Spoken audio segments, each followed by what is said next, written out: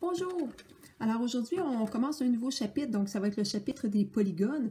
Donc depuis le début de l'année, on a vu les triangles, on a vu les quadrilatères, donc maintenant on va voir les polygones à plus de 4 côtés, donc 5, 6, 7 côtés.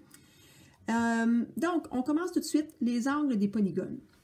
Alors tu as un triangle ici, le triangle ABC, et on te montre tout de suite l'angle qui est ici, l'angle ABC.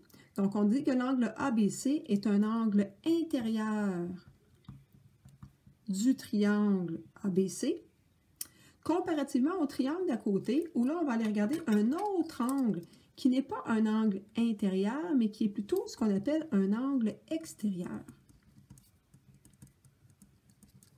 Et là, il y a toujours des élèves qui me disent « Oui, mais Isabelle, c'est bizarre, ton angle extérieur, c'est ce que je veux, ton angle extérieur ici, il ne fait pas tout le contour, il ne fait pas comme tout l'extérieur. » Bien, c'est ça malheureusement un angle intérieur parce qu'il y a une règle pour déterminer un angle extérieur, c'est que l'angle intérieur, qui serait ici dans ce cas-ci, et l'angle extérieur forment des angles supplémentaires. Ils doivent former 180 degrés.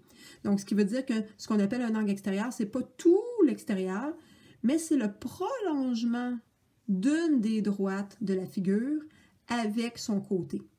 J'aurais pu choisir de prolonger ce côté-là.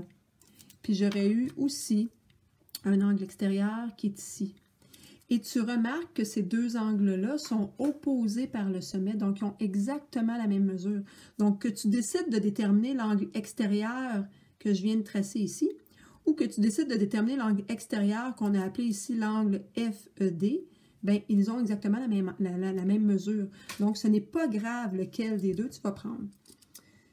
Mais ce que je veux que tu retiennes, c'est que ce n'est pas toute la mesure, effectivement. Donc, juste en bas, on vous dit justement la somme des mesures d'un angle intérieur et d'un angle extérieur. Donc, angle, je me suis donné des couleurs, tantôt on va les garder. Donc, de l'angle extérieur que j'ai mis en rouge, de l'angle intérieur que j'ai mis en bleu, va toujours être de 180 degrés. Donc, on peut dire qu'ils sont supplémentaires. Donc, sur mon dessin, je peux aller m'en créer.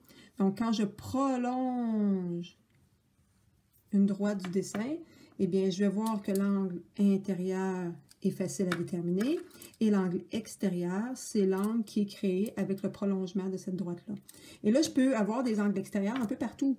Donc, à chacun des sommets, je pourrais aller prolonger une des droites pour avoir 5 angles extérieurs parce que j'ai 1, 2, 3, 4, 5 sommets. Donc, à ce moment-là, je pourrais avoir 5 angles intérieurs et aussi 5 angles extérieurs, comme ceci. Et là, je ne sais pas si tu vois où est-ce que je vais m'en venir, mais on a vu une règle pour la somme des angles intérieurs d'un triangle. On a vu une règle pour la somme des angles intérieurs d'un quadrilatère. Eh bien, on va aussi voir une règle pour la somme des angles intérieurs de n'importe quel polygone. C'est vers là qu'on s'en va. Alors, deux petites questions. Quelle est la mesure de l'angle intérieur A si son angle extérieur est de 30? On vient de dire que des angles intérieurs et extérieurs sont toujours supplémentaires. Donc, pour calculer l'angle intérieur, je vais dire 180 moins 30 et ça va me faire 150 degrés. Je peux faire la même chose ensuite pour l'angle B. Quelle est la mesure de l'angle extérieur cette fois-ci? B. Si on donne l'angle intérieur, c'est exactement la même chose, 180 moins 110, qui va donner, dans ce cas-là, 70 degrés.